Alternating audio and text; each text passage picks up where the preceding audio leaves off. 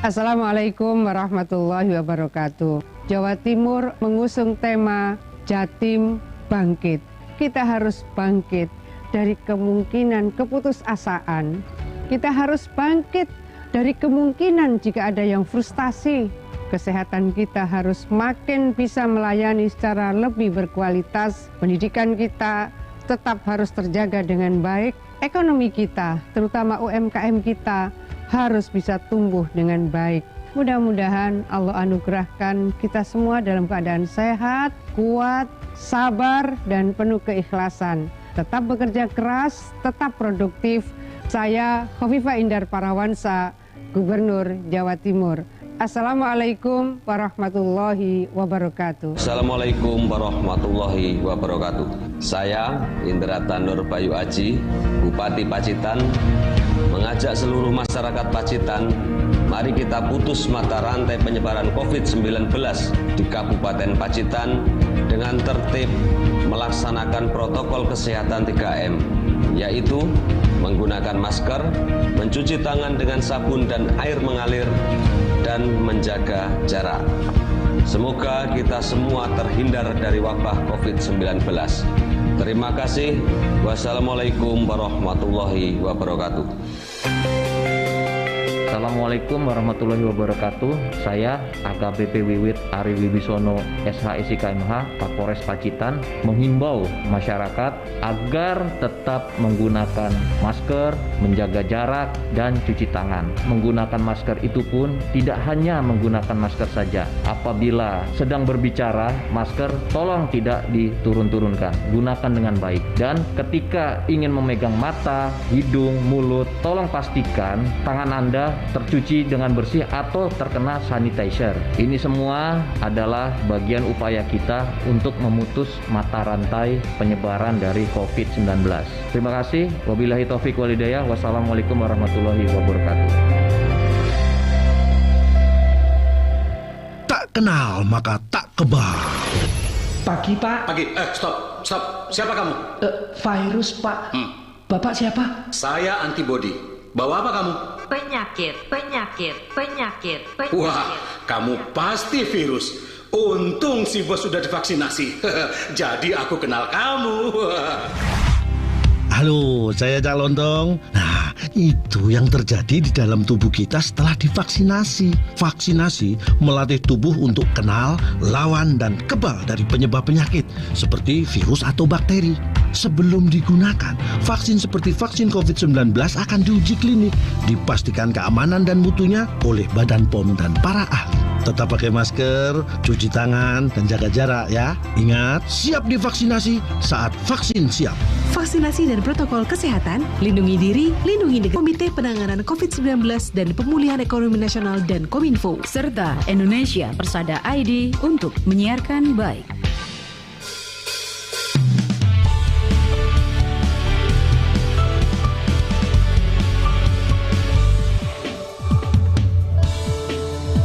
Detik waktu berjalan di tengah kebahagiaan kita, virus corona melanda.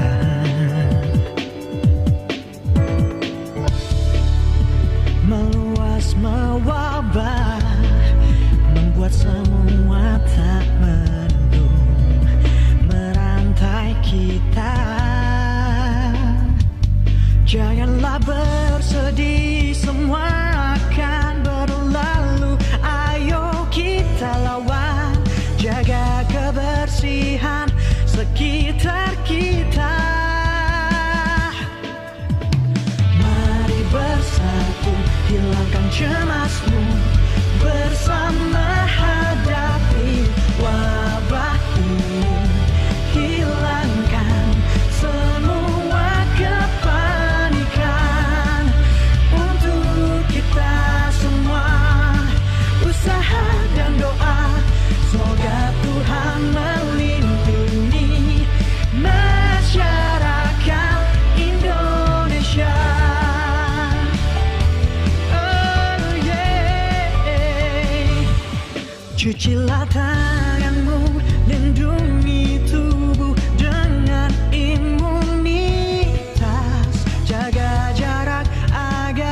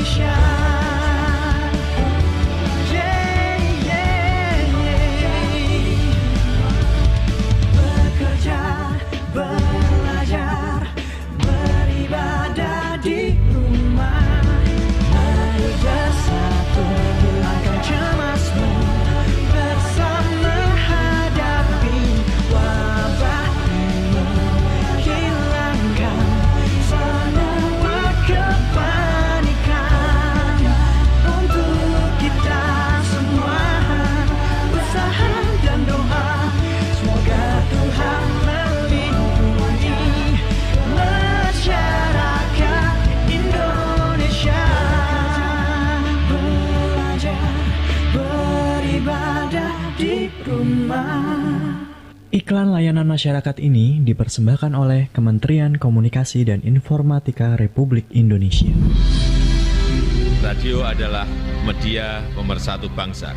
Ayo dengar radio, satu suara berjuta telinga. Saya Joko Widodo, Presiden Republik Indonesia. Suara Pacitan milik kita. Mitra setia, selamat pagi. Assalamualaikum warahmatullahi wabarakatuh. Senang sekali pagi ini kita bisa kembali bertemu dalam obrolan khusus bersama KPPN Pacitan ya. Yang biasanya kita hadir 2 pekan sekali, tapi karena tanggal 16 kemarin bersamaan dengan 1 hari menjelang pelaksanaan peringatan hari ulang tahun ke-76 Republik Indonesia, dan di sana banyak kegiatan yang harus kita siarkan langsung juga. Maka untuk acara talk show dengan KPPN kita selenggarakan sepekan kemudian atau hari ini. Kabar baiknya adalah bahwa secara umum kondisi wilayah Kabupaten Pacitan sudah relatif terkendali begitu, paling tidak yang kasat mata ya. Seperti banyak kita tahu meskipun catatan dari rumah sakit daerah ini masih ada angka kematian, tapi boleh dibilang ada begitu ya, tidak banyak seperti dulu. Pun begitu, kewaspadaan selalu harus kita jaga mitra setia dengan menegakkan protokol kesehatan sesuai yang sudah digariskan oleh pemerintah. Dan satu lagi adalah bahwa adanya kabar bahwa pandemi ini kemungkinan akan berubah jadi endemi begitu. Kita mungkin akan mencuplik sedikit terkait dengan masalah tersebut, tetapi tema kita adalah RAPBN 2022, Pemulihan Ekonomi dan Reformasi Struktural. Bersama saya 2 orang narasumber dari KPPN, masing-masing Bu Ana Sariasih, Kepala KPPN. Saya sapa dulu. Bu Ana, Assalamualaikum. Bu Ana? Iya, Alhamdulillah bisa tersambung akhirnya. Sehat Bu Ana? Alhamdulillah sehat Pak Purwo. Alhamdulillah, iya. Masih ini ya Bu ya, rutin PP Jogja Pacitan atau sudah sama sekali tidak? Sudah sama sekali. Mudah-mudahan dibuka ya hari ini. Oh gitu ya. Saya pikir sekalian pindah KTP Pacitan, Bu. Ya. Saya pikir sekalian pindah KTP Pacitan aja. Cetak KTP ya. Yang penting semuanya sehat Bu Ana ya. Tetap jaga stamina dan protokol kesehatan seperti itu. Baik Bu Ana, terima kasih sudah bergabung bersama kami pagi ini. Kita coba sapa narasumber kita yang satunya, Bu Untari Shinta Dewi. Beliau adalah pelaksana seksi pencairan dana dan manajemen Satker KPPN Pacitan. Bu Dewi, selamat pagi. Bu Dewi? Bu Dewi, apa masih bersama saya? Ya, kita masih mencoba untuk menghubungi Bu Dewi. Bu Dewi?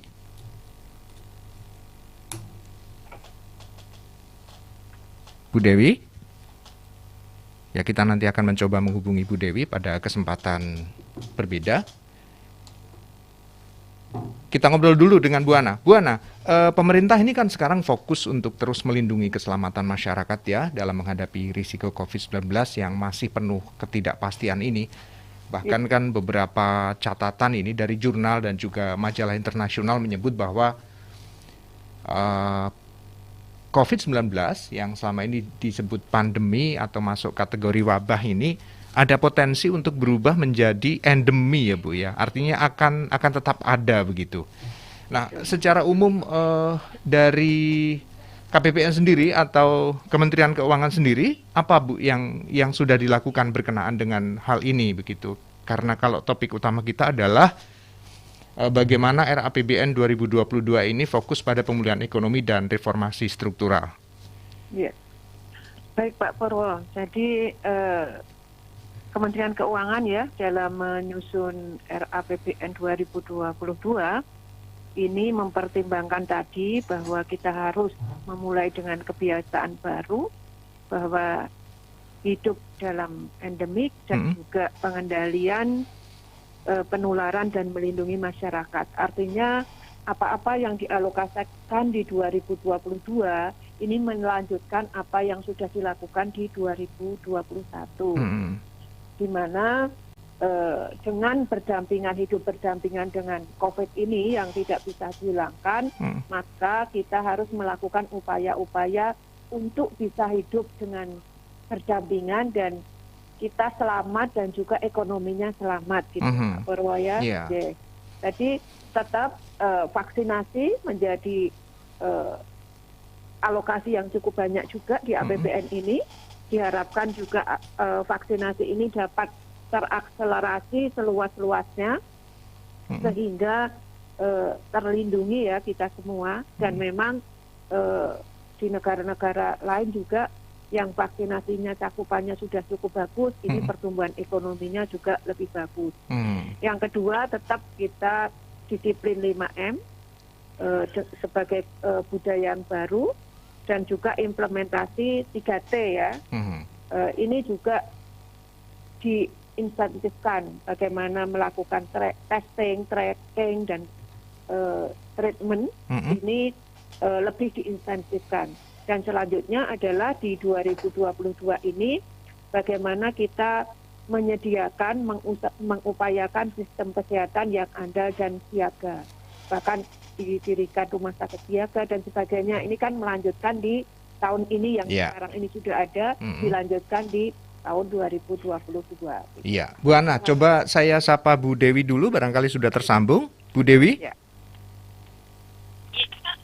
Iya, terima kasih Bu Dewi, akhirnya tersambung juga kita. Tadi ada kendala teknis tampaknya untuk ketersediaan sinyal. Bu Dewi, sehat Bu Dewi? Alhamdulillah. Iya. Terima kasih, boleh standby dulu, kami teruskan ngobrol dengan Bu Ana, nanti pada giliran Bu Dewi akan kami sapa.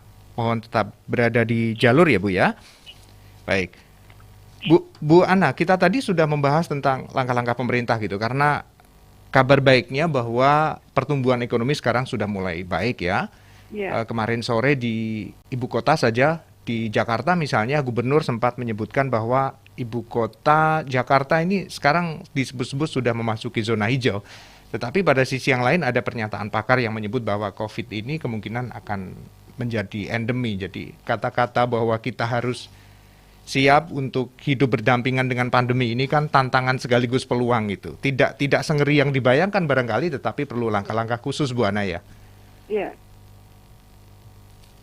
Nah, RAPBN 2022 lebih difokuskan pada pemulihan ekonomi dan reformasi struktural. Nah, bedanya Bu dengan APBN 2020, tadi Ibu menyebutkan melanjutkan, tetapi kan ada kemudian poin-poin yang lebih spesifik barangkali diarahkan untuk langkah-langkah khusus dalam rangka adaptasi dengan kebiasaan baru ini Bu Ana.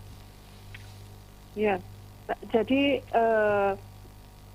di 2022 ini ya, tadi memang kegiatan untuk pemulihan ekonomi ini diteruskan, dan ini juga diharapkan menjadi momentum untuk kembali perekonomiannya, dan juga di tahun 2022 ini meskipun dengan berupaya untuk bisa berdampingan dengan pandemi tadi, kita juga harus melakukan sesuatu yang sangat penting ya, di mana tahun ini adalah tahun terakhir untuk kita itu dengan defisit lebih dari 3% Pak Purwo.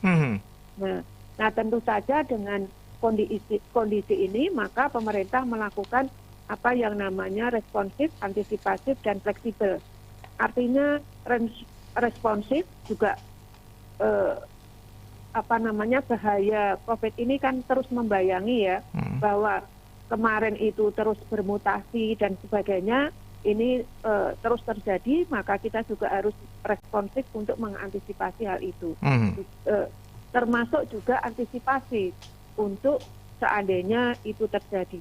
Dan fleksibel itu apabila misalnya diperlukan ya seperti tahun lalu dilakukan refocusing. Bahkan saat ini fleksibelnya ini dapat dilakukan langsung dari pusat. Itu di APBN di 2022. Jadi kalau kemarin kita masih agak longgar, di tahun 2022 ini kita harus lebih tertib gitu ya, supaya dengan kondisi pembangunan di 2022 ini nanti di 2023 defisit kita kembali ke kurang dari 3%. Nah, kemudian juga melanjutkan penanganan pandemi COVID-19, mendukung pemulihan ekonomi dan juga pembiayaan yang efisien dan inovatif ini banyak difokuskan di tahun 2022 ini. Ya, yang menarik juga adalah tema kebijakan fiskal tahun 2002 ini adalah melanjutkan dukungan pemulihan ekonomi dan juga reformasi struktural, sementara RAPBN tahun 2002 ini akan fokus pada dukungan kesehatan dan penguatan pelindungan masyarakat dengan tetap fleksibel serta antisipatif menghadapi ketidakpastian. Nah, ini fleksibel sekaligus antisipatif ya Bu. Dua suku kata yang barangkali memang membutuhkan langkah-langkah jitu begitu dari pemangku kepentingan termasuk di Kementerian Keuangan begitu. Nah, saya sapa Bu Dewi dulu. Bu Dewi masih di situ, Bu? Masih, Pak. Ya. Bu Dewi, berkenaan dengan beberapa hal yang disampaikan Bu Ana tadi, Bu. Ini berkenaan dengan antisipasi RAPBN tahun 2002 yang kemungkinan masih akan diwarnai dengan upaya-upaya strategis untuk mengatasi atau beradaptasi dengan kebiasaan baru di era COVID-19. Di level Satker sendiri, Bu, apa yang selama ini sudah dilakukan persiapannya begitu? Kalau di Satker itu, kalau sekarang ya, kebanyakan itu sudah dari eselon 1 mereka sudah merefocusing dana-dananya untuk program PCPEN.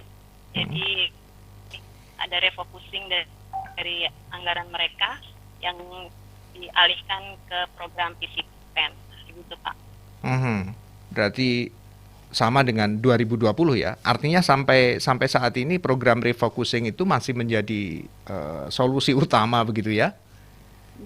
Iya, Pak. Baik. Bu Ana, di luar refocusing, apakah nanti di 2022 juga akan ada terobosan-terobosan lain, Bu? Memungkinkan, Pak, karena tadi kan responsif, antisipatif dan fleksibel ya.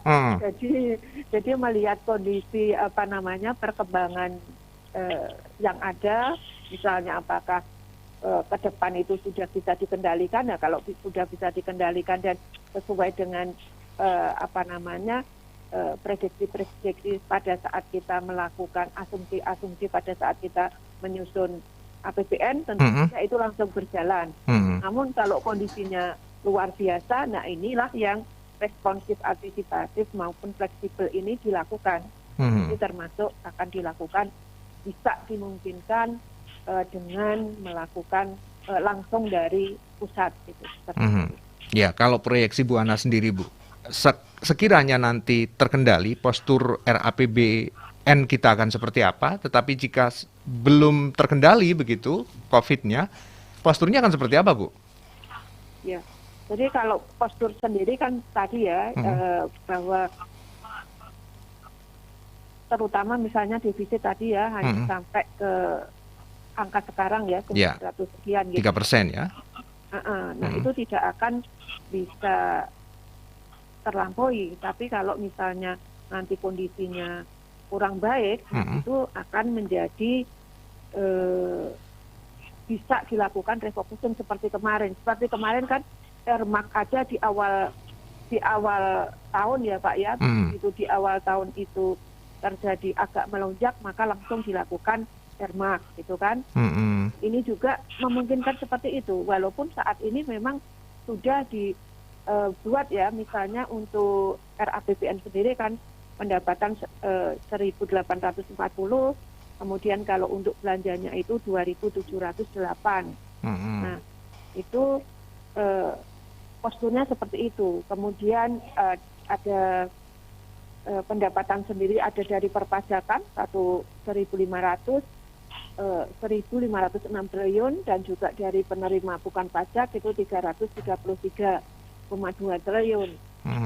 Nah, namun kalau misalnya kondisinya lesu dan sebagainya, ini tentu saja memerlukan kebijakan-kebijakan ya, di mana pemerintah untuk saat ini, kalau kemarin itu kan defisitnya mengalami kenaikan Pak, di tahun 2020 juga ya, itu berapa kali sampai akhirnya 6,14. Nah, di tahun 2020 ini kepengennya ya tidak lebih dari itu. Gitu. Ya. Nah, itu jadi yang kalau misalnya ada kebutuhan belanja yang nambah nanti, kalau di tahun ini kita bisa nambah gitu ya.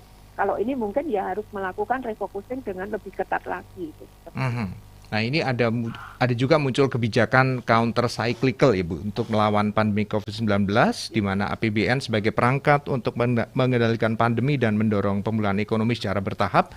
Ada 3 poin di sini. APBN bekerja keras dalam pengendalian pandemi dan menjaga momentum pemulihan ekonomi. Kemudian kebijakan pemerintah efektif dalam mendorong pemulihan ekonomi hingga semester 1 2021. Dan pemerintah melalui instrumen APBN akan terus melindungi masyarakat yang rentan serta kelangsungan dunia usaha. Mungkin ini bisa diberikan gambaran Bu untuk warga masyarakat.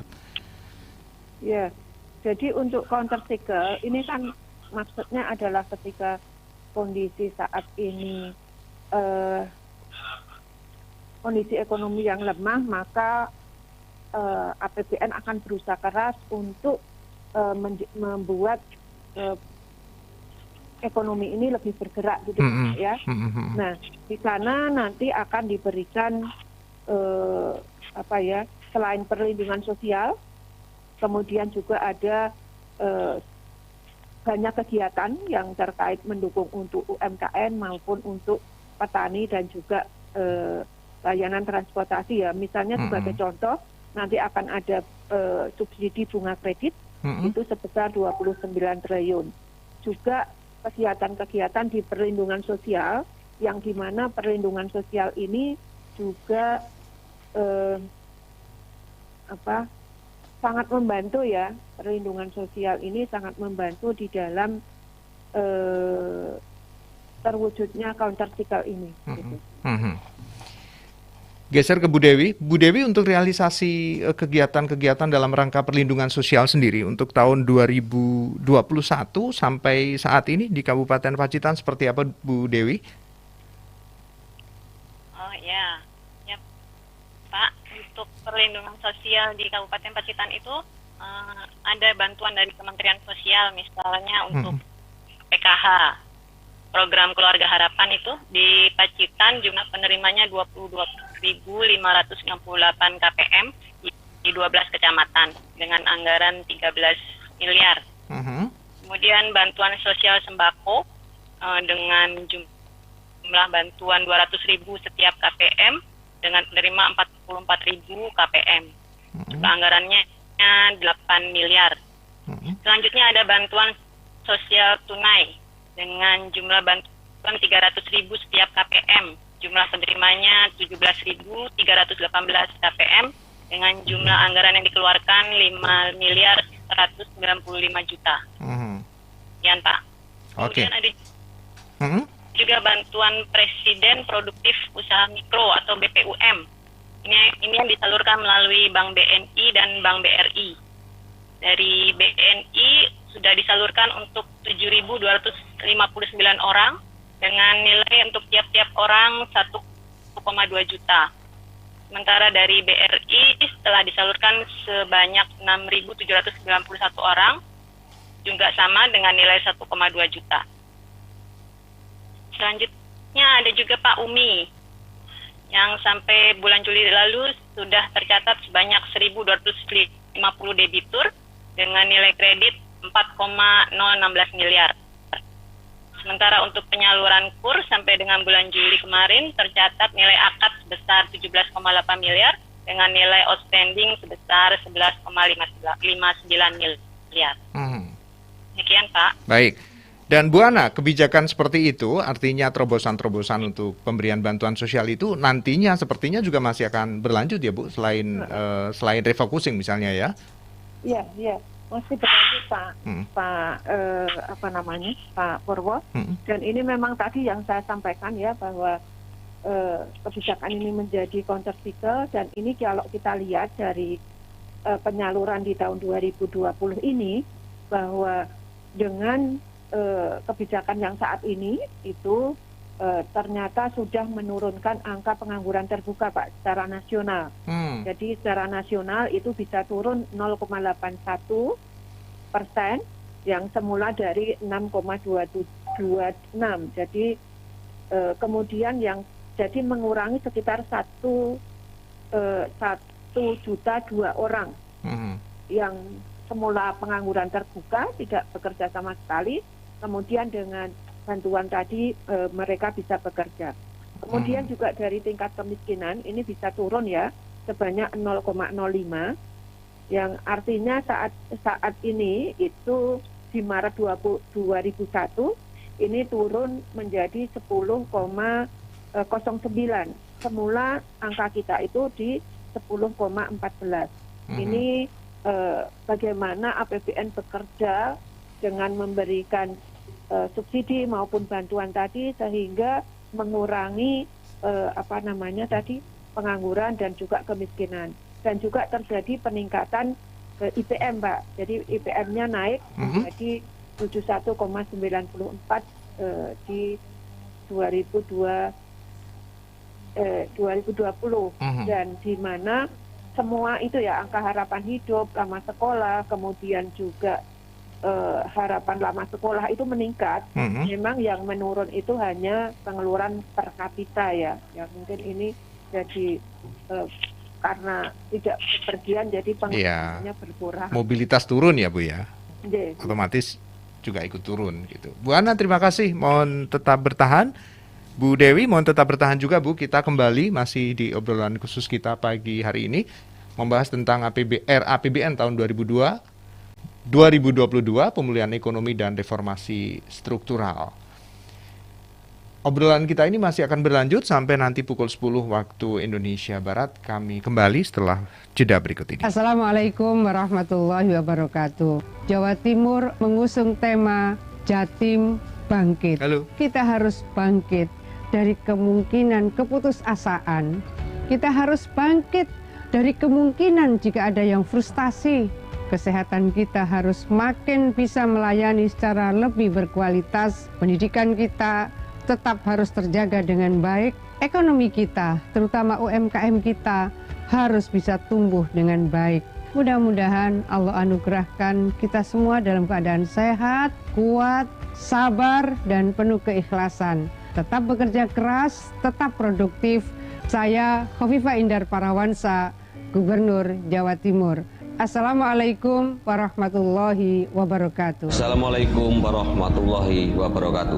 Saya Indrata Nur Bayu Aji, Bupati Pacitan, mengajak seluruh masyarakat Pacitan, mari kita putus mata rantai penyebaran COVID-19 di Kabupaten Pacitan dengan tertib melaksanakan protokol kesehatan 3M, yaitu menggunakan masker, mencuci tangan dengan sabun dan air mengalir, dan menjaga jarak. Semoga kita semua terhindar dari wabah COVID-19. Terima kasih. Wassalamualaikum warahmatullahi wabarakatuh. Assalamualaikum warahmatullahi wabarakatuh. Saya AKBP Wiwit Ari Wibisono SHSI KMH Kapolres Pacitan menghimbau masyarakat agar tetap menggunakan masker, menjaga jarak, dan cuci tangan. Menggunakan masker itu pun tidak hanya menggunakan masker saja. Apabila sedang berbicara, masker tolong tidak diturun-turunkan. Gunakan dengan baik. Dan ketika ingin memegang mata, hidung, mulut, tolong pastikan tangan Anda tercuci dengan bersih atau terkena sanitizer. Ini semua adalah bagian upaya kita untuk memutus mata rantai penyebaran dari COVID-19. Terima kasih. Wabillahi taufiq wal hidayah. Wassalamualaikum warahmatullahi wabarakatuh. Tak kenal maka tak kebal. Vaksinasi, cara aman melatih tubuh untuk kenal, lawan, dan kebal dari penyebab penyakit seperti virus atau bakteri. Ada berbagai jenis vaksin, dan proses pengembangan vaksin diawasi dengan ketat melalui tahapan uji praklinis dan klinis secara lengkap, sehingga vaksin yang dihasilkan aman dan efektif. Setelah vaksin masuk ke dalam tubuh dapat membentuk sel memori untuk mengenali virus, dan menghasilkan antibodi untuk melawan virus. Selain itu, tubuh dapat mengingat dan melawan jika terpapar virus yang sama. Vaksinasi tak hanya lindungi diri sendiri, tapi juga bisa cegah penyebaran dan penularan virus jika mayoritas masyarakat sudah divaksinasi. sehingga dapat melindungi mereka yang belum bisa divaksinasi, seperti bayi, anak-anak, lansia, atau orang dengan penyakit tertentu. Pandemi bisa berakhir jika rantai penularan bisa diputus dengan melakukan vaksinasi dan protokol kesehatan. Vaksinasi, lindungi diri, lindungi negeri. Radio adalah media pemersatu bangsa. Ayo dengar radio, satu suara berjuta telinga. Saya Joko Widodo, Presiden Republik Indonesia. Suara Pacitan milik kita. Anda masih bersama Spirit Pagi, ajang layanan informasi dari dan untuk masyarakat Pacitan. Di edisi khusus obrolan bersama KPPN Pacitan, kita membahas tentang RAPBN 2022 gitu ya. Yang ada dua hal ini yang harus seiring sejalan, yakni penanganan pandemi dan reformasi struktural. Bu Ana dan Bu Dewi masih tetap berada di tempat ya Bu? Iya, masih. Ya. Ya, Pak. Saya coba buka WhatsApp dulu dari pendengar begitu. Kita mulai dari Pak Joko Suyanto di Kebonagung. Narasumber yang terhormat, RAPBN 2022 ini pemanfaatannya anggaran masih dikhususkan untuk kesehatan ya. Lalu seperti apa pemanfaatannya begitu? Kemudian untuk bantuan-bantuan sosial itu apakah masih akan tetap bergulir? Terima kasih Pak Joko Suyanto di Kebonagung. Silakan Bu Ana. Oke, jadi untuk kesehatan ini di tahun 2022 ini memang masih melanjutkan, tadi ya saya sampaikan, melanjutkan untuk penanganan pandemi, testing, tracking, treatment, kemudian perawatan pasien COVID, kemudian juga pembiayaan vaksinasi untuk dan mendorong masyarakat mampu melakukan vaksinasi sendiri. Kemudian juga masih ada obat untuk COVID, insentif nakes, kemudian juga penanganan kesehatan di daerah. Jadi itu yang untuk di kesehatan. Jadi ini juga ya tadi itu yang saya sebutkan tadi terutama untuk nakes ya. Selain itu juga untuk penurunan stunting, kemudian juga kesinambungan program CDKN dan juga reformasi sistem kesehatan. Di antaranya yaitu transformasi layanan primer, penguatan puskesmas, penguatan fungsi promotif preventif termasuk pengendalian penyakit dan juga imunisasi. Kemudian juga transformasi layanan rujukan, itu antara lain peningkatan ketersediaan tempat tidur dan akreditasi rumah sakit. Terus transformasi ketahanan kesehatan, antara lain peningkatan kemandirian farmasi dan alkes serta penguatan ketahanan tanggap darurat. Kemudian peningkatan kualitas dan redistribusi tenaga kesehatan dan juga pengembangan teknologi informasi dengan layanan misalnya telemedicine serta juga digitalisasi layanan posyandu, puskesmas dan rumah sakit. Adapun anggarannya itu juga cukup besar Pak Purwo, yaitu sekitar 255,3 triliun, di mana belanja itu terdiri dari belanja KL 41,7% dan belanja non KL 31,8%, serta transfer daerah yang ditangani oleh daerah ya, ini 26,5%. Nah ini juga anggaran ini tidak menutup kemungkinan meningkat apabila ada perkembangan yang kurang baik pada COVID-19. Karena masih belum menentu tadi ya Bu ya. Ya, itu dari aspek penanganan pandemi Bu. Tapi dari aspek reformasi strukturalnya ini apa? Apa yang hendak digarap begitu Bu? Ya tadi Pak, jadi penguatan puskesmas ya. Puskesmasnya lebih dikuatkan untuk pemberian layanannya, kemudian juga penguatan untuk promotifnya. Kalau selama ini mungkin kita masih berjalan di kebanyakan di kuratif ya, di pengobatan. Nah sekarang ini di preventifnya, di pencegahan maupun di promkesnya, promosi kesehatan.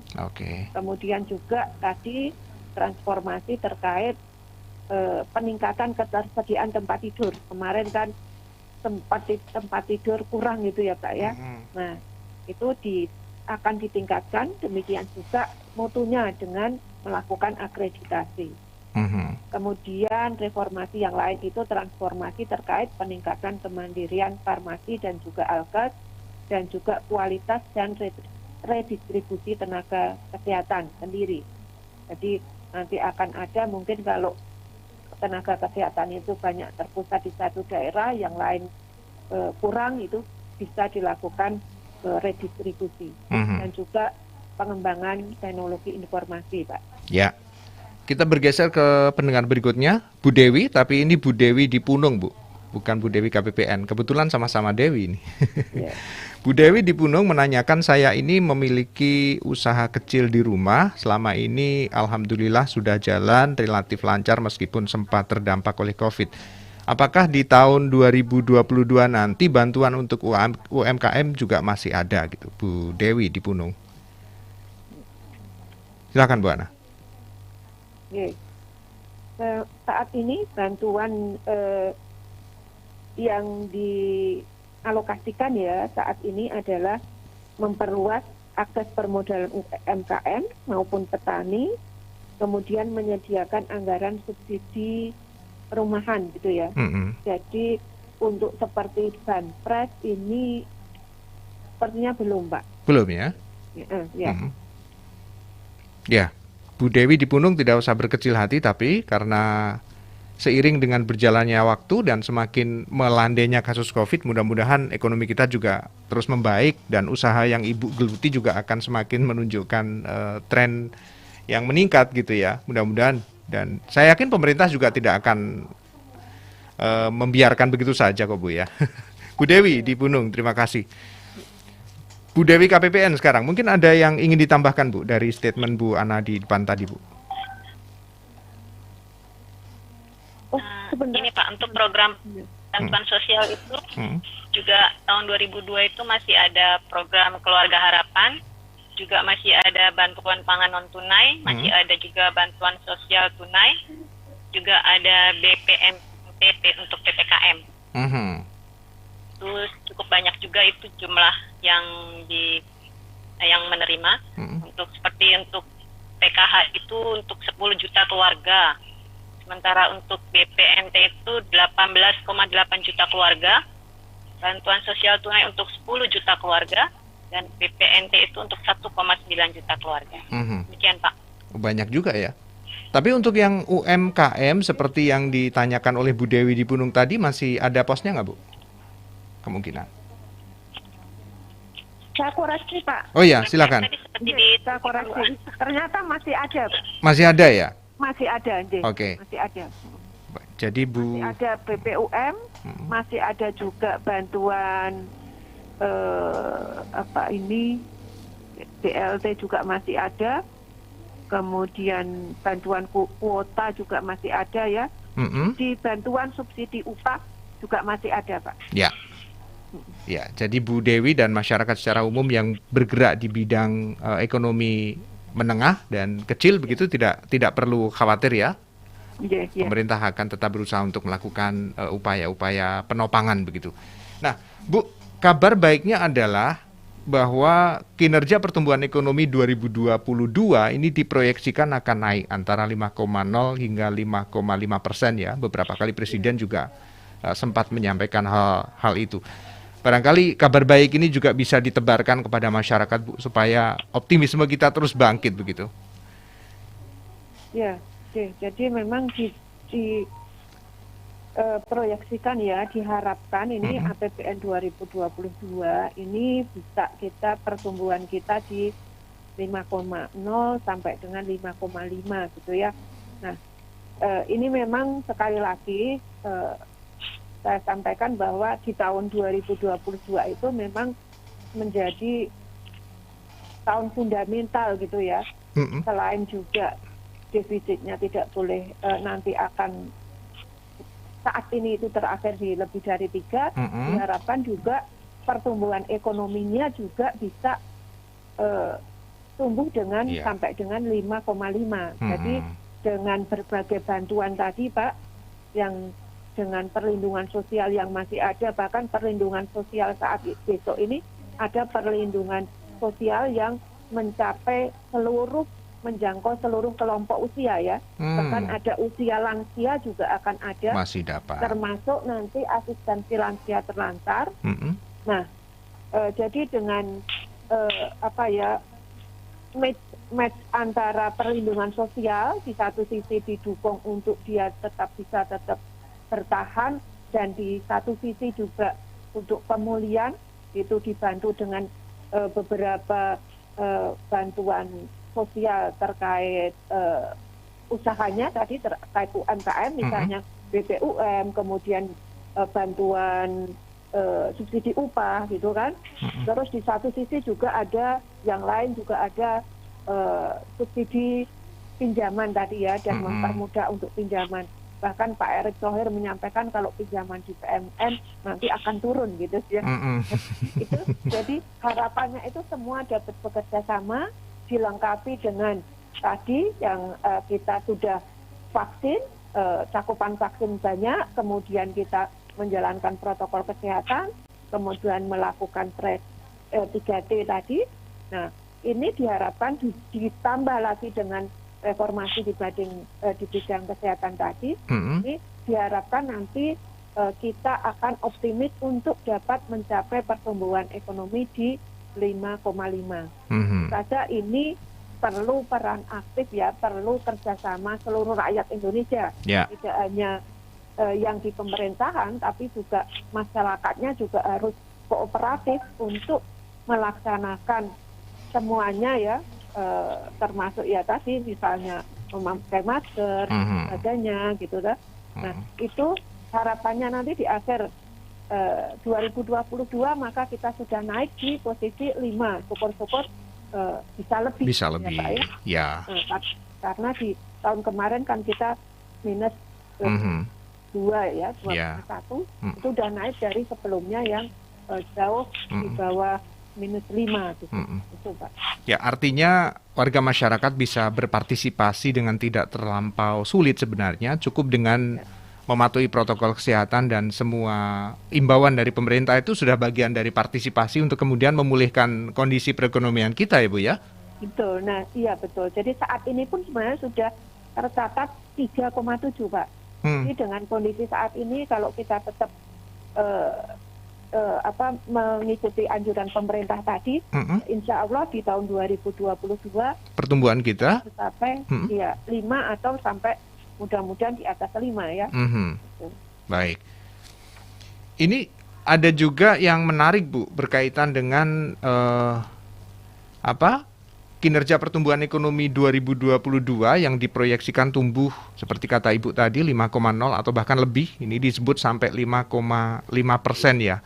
Yang ada juga disebutkan bahwa nanti nilai tukar rupiah itu akan jauh lebih tinggi ketimbang sekarang itu, karena tahun 2022 ini diharapkan akan terjaga pada 14.350 per US dollar. Namun pemerintah dan otoritas moneter akan terus mewaspadai potensi tekanan pasar keuangan akibat upaya normalisasi kebijakan pemerintah Amerika Serikat. Artinya kebijakan internal kita itu kan juga tidak bisa dilepaskan dari iklim ekonomi dunia juga ya Bu ya? Iya, betul. Di samping itu kan karena pemulihan ekonomi itu berbeda-beda di setiap negara, termasuk penanganan COVID itu juga berbeda-beda, maka ini akan berimplikasi pada kebijakan yang akan sangat jauh berbeda gitu ya, termasuk tadi misalnya prediksi inflasi yang akan naik ketika yang ekonominya sudah tumbuh tinggi gitu. Nah itu juga akan mempengaruhi ke perekonomian kita. Gitu. Baik, Bu Dewi, mungkin ada tambahan Bu Dewi apa yang disampaikan Bu Ana tadi? Ya, itu Pak, untuk pemulihan ekonomi itu selain mematuhi protokol kesehatan juga mungkin kita bisa ikut mendukung pemulihan ekonomi itu dari hal yang kecil ya dan sederhana, misalnya belanja ke warung tetangga atau jajan di warung tetangga. Walaupun sedikit diharapkan dapat membantu perekonomian mereka, gitu Pak. Oke, ya ini tips sederhana juga yang tampaknya tidak terlampau sulit dilakukan ya, daripada misalnya uang bergulir ke pertokoan besar begitu, alangkah baiknya kalau digunakan untuk pemberdayaan sektor ekonomi di sekitar kita. Terima kasih Bu Dewi. Tapi boleh saya bergeser Bu Ana ke penanya berikutnya. Baik, ya. Mbak Rara di Pringkuku, selamat pagi. Izin bertanya, tahun depan apakah masih ada program kartu prakerja? Kalau sudah ikut tahun ini, apakah masih bisa ikut mendaftar lagi dan mendapatkan bantuan lagi tahun depan? Silakan Bu Ana. Kartu prakerja masih ada ya, kartu prakerja masih ada. Jadi untuk mungkin di anggaran perlindungan sosial ini ya Pak Purwo ya, jadi di tahun 2022 itu masih ada PKH, kartu sembako, kartu prakerja, kemudian juga melanjutkan sebagian perlindungan sosial di BLT dana desa, kemudian juga antisipasi perlindungan kepada masyarakat lanjut, yaitu kartu sembako, PPKM, dan bantuan kuota internet jika dibutuhkan.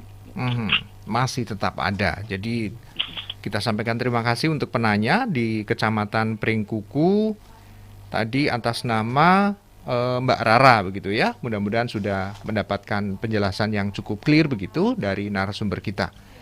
Nah, berkaitan dengan upaya-upaya pemerintah tadi dalam rangka mengantisipasi kemungkinan ketidakpastian dengan langkah-langkah yang fleksibel itu, tampaknya sektor perpajakan juga ini menjadi salah satu proyeksi yang akan naik juga ya Bu, disebut-sebut 9,5% malahan. Iya.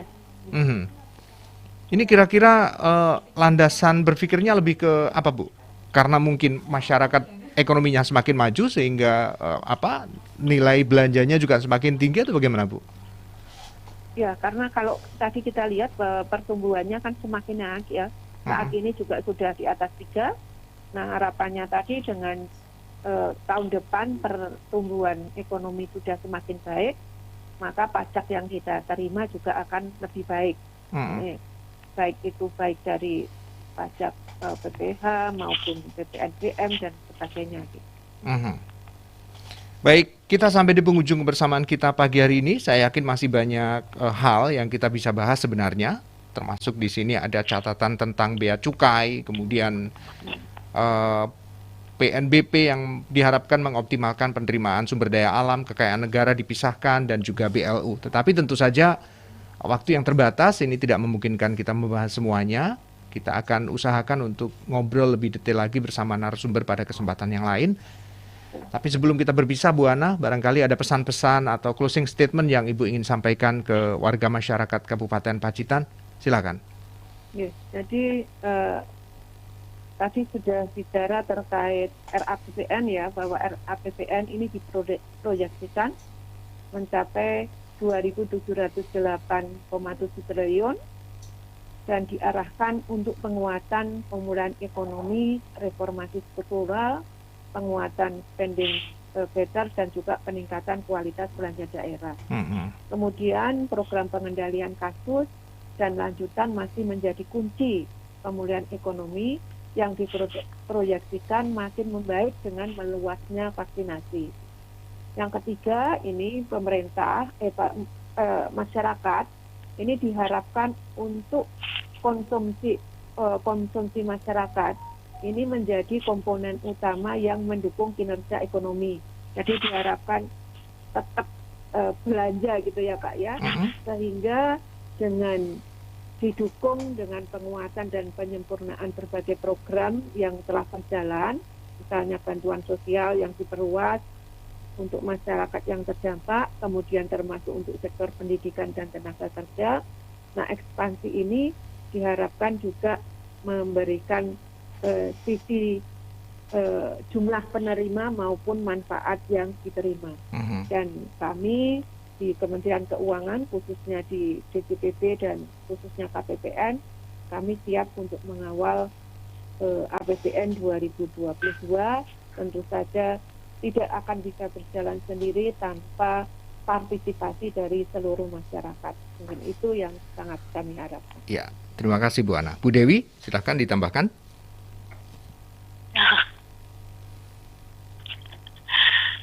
Jadi gimana?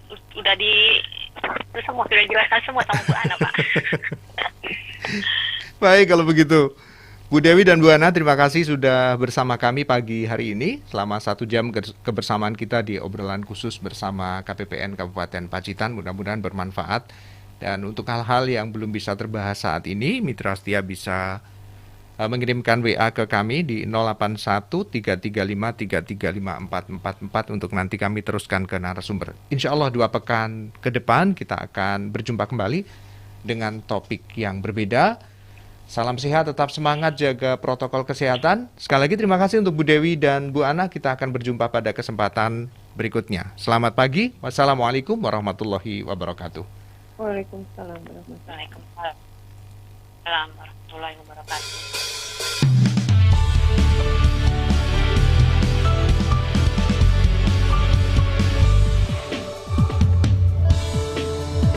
Detik waktu berjalan di tengah kebahagiaan kita, virus corona melanda.